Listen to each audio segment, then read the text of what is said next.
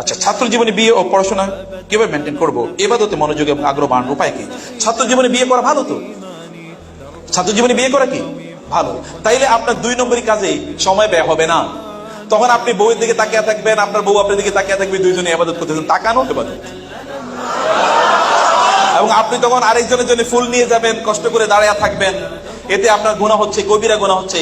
আর আপনার ওয়াইফের জন্য আপনি ফুল নিয়ে গেলেন, এটাও আপনার জন্য সওয়াব হয়ে যাবে। তখন আপনার টাকা পয়সা নাই, মসজিদের টাকা পয়সা দেওয়ার মতো নাই, কিন্তু আপনার পকেটে 10 টাকা আছে, বউয়ের জন্য 10 টাকা দিয়ে চকলেট কিনে নিয়ে গেলেন, আল্লাহ তাআলা বললেন যাও, এটাও তোমাদের জন্য ইবাদত।